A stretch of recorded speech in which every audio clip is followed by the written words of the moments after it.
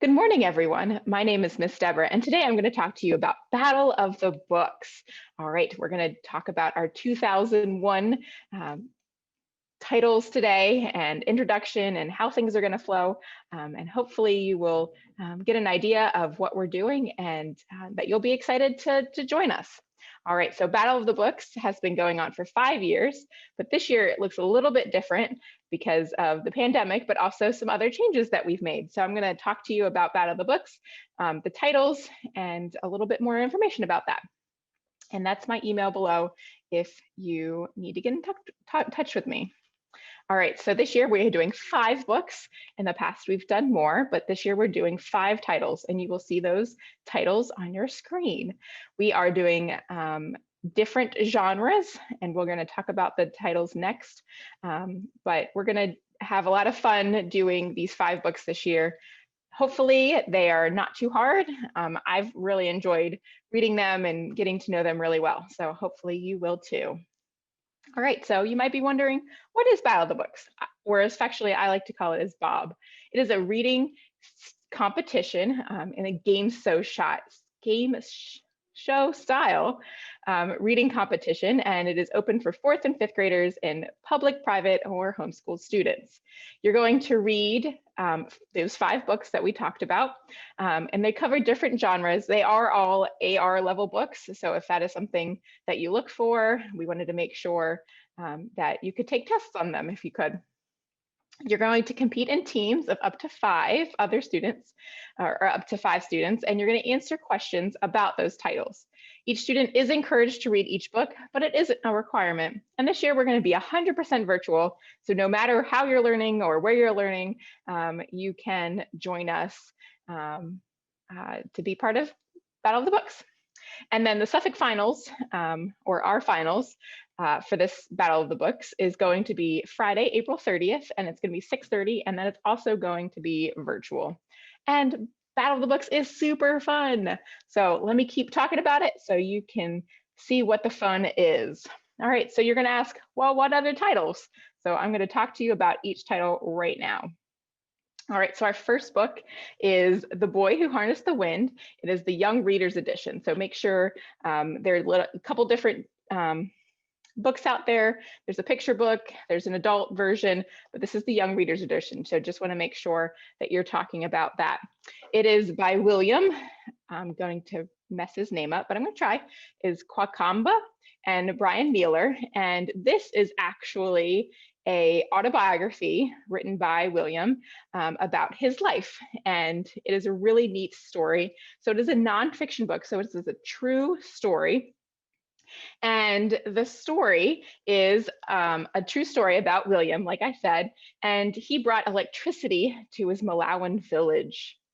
When a terrible drought struck William's tiny village in Malawi, Africa, his family lost all of the season's crops, leaving them with nothing to eat and nothing to sell. William began to explore science books in his family village, looking for a solution. There he came up with the idea that would change his family's life forever. He could build a windmill. So he made it out of scrap metal, bicycle parts. William's windmill brought electricity to his home and helped his family pump the water they needed to farm the land. I love this story. It is very inspirational. Because of one boy's ingenuity and determination, he changed his family situation and inspired many more around the world. You might have seen, or there is a TED Talk that he did, a couple of them, and part of the story covers that TED Talk, that he was kind of thrown from his tiny Malawan village to kind of the world stage by that TED Talk. So it's a really neat story. Our next book is The Hero Two Doors Down, and it's the story of a friendship between a boy and a baseball legend. And the great thing about The Hero Two Doors Down is it's a historical fiction novel, but it is a fictionalized true story about the baseball legend Jackie Robinson. And Sharon Robinson wrote this book, and that is Jackie Robinson's daughter. So it's a pretty neat book, kind of told partly through her story and other stories that she lived through or others around her. So Jackie Robinson was the first African American to play Major League Baseball when he signed on with the Dodgers in New York City in 1947. The story is narrated by 8-year-old Stephen Satlow, who grew up in a Jewish neighborhood in Brooklyn. He was a huge baseball fan and listens to games on the radio with his father.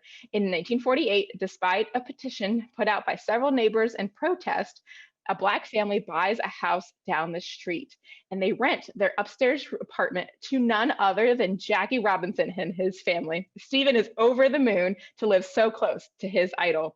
The Robinsons and the Satlows become close friends, and Jackie mentors Stephen. Stephen's dreams come true when he and his classmates are given tickets to a Dodgers game for his birthday, and he gets to see his heroes play close up and in person.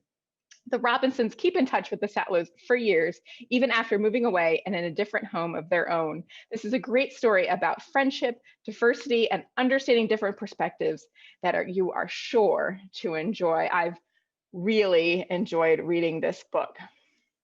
Our next book is called Science Comics Volcanoes, Life and Fire. This book is written by John Chad, and it is a series of books, science comics are, and they're about lots of different topics, but we chose this one partly because the SOLs for 5th grade cover volcanoes, but it's also really interesting story about what's underneath us. So this is a nonfiction book. It's also a graphic novel. So that's a kind of different format. So we're kind of excited to include this title for Battle of the Books this year. So what it's about is there's a little story flowing through and then lots of facts about volcanoes. So the story is in the not so distant future, our world is cold as a frozen burrito, but humanity can save itself by harnessing the power that dwells inside the earth. Explore into the world of geology with volcanoes, fire, and life. A lot of magic happens under the Earth's crust. Thanks to magma vents, shifting continental plates, and volcanic eruptions, we know that our planet is alive and in motion. Alongside Aurora, our young explorer that we get to follow in the storyline, you'll learn that volcanoes are just one of the massively powerful forces at work in our planet. From catastrophic destruction to the creation of new landmasses, volcanoes have their mark on our amazing Earth. So that is that title. And like I said, there's several other titles in the science comic series, but we thought this would be nice, a blast to read. All right, our 4th title is The Lion, the Witch, and the Wardrobe. This book is by C.S. Lewis, and it is a fantasy, but we also wanted to touch on classics. So it is a little bit older, but it is a classic. You might have seen many of the adaptations, video or otherwise, out there. I've even had the video game in my past life. But Lion, Witch, and the Wardrobe is the first book in the Chronicles of Narnia series, if you do it by the way the books were written.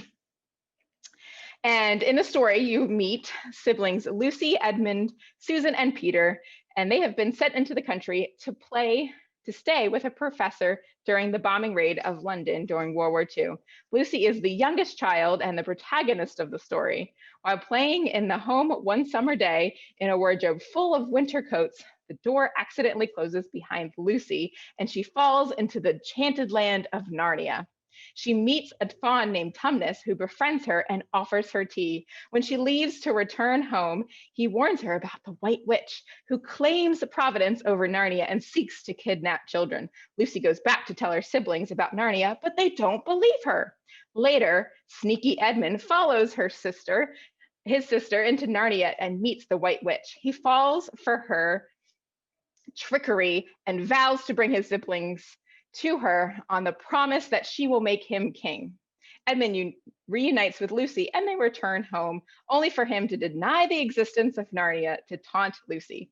Nevertheless, all 4 children later go into the enchanted land where they meet Aslan, a lion, the rightful ruler of Narnia. The children engage in a battle between Aslan, the White Witch, in a fantasy land where time stands still. I hope that you read this book to keep further reading into this fun, fantastical story. All right, our last book is The Last Kids on Earth, and this is a book by Max Brailer. This is a really fun read. It's the first in a series, and the great thing is this has lots of pictures in it. It is a science fiction novel, but it's also a graphic novel.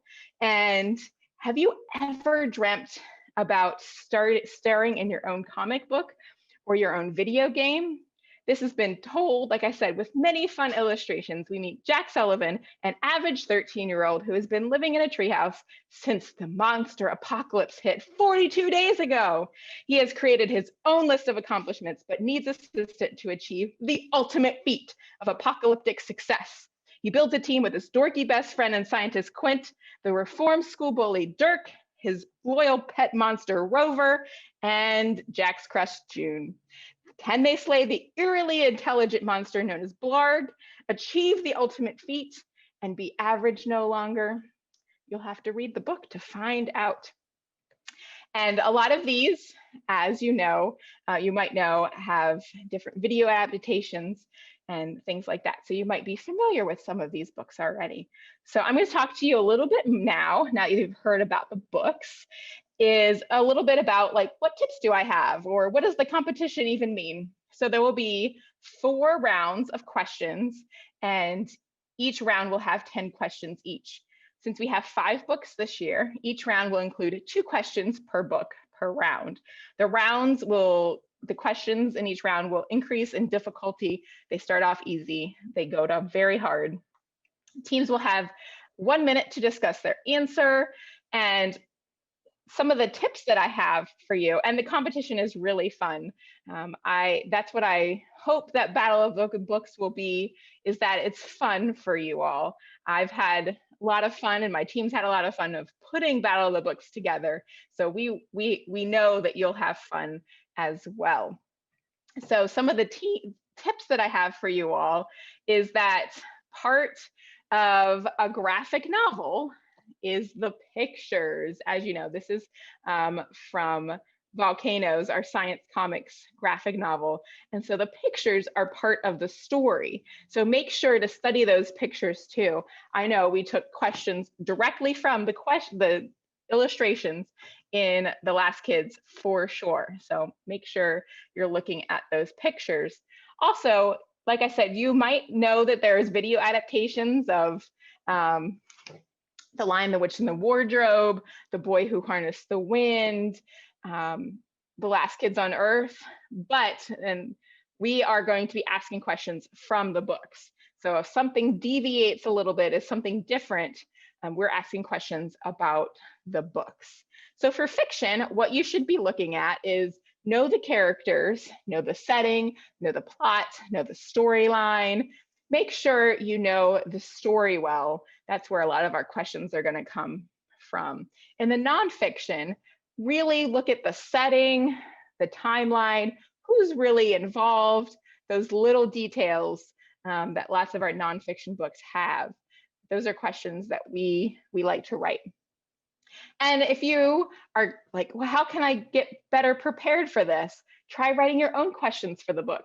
What better way to study a book is to write your own questions. And then when we put you in teams, which we'll talk about, then you'll be able to share that with everybody else. All right, so like I said, for teams, everybody that's participating in Suffolk's Battle of the Books this year has to register through our Google form. That link will be somewhere near this video, so you can click on that and register. It's just going to take you a couple minutes just so we know that you're interested and want to participate in Battle of the Books this year. Partly, we've only done this through schools before, but we're opening it up to everybody now. So if you're participating through a school team, then that's your team. If you're not part of a team through your school, then one will be created with you once you register with that Google form. So the deadline to register with us is March 15th. And after March 15th, non-school related teams will be created, and everybody on those teams will be informed of the other teammates. All right, we're also doing discussion programs this year and to get everybody ready. So you might have already missed this if you're watching this.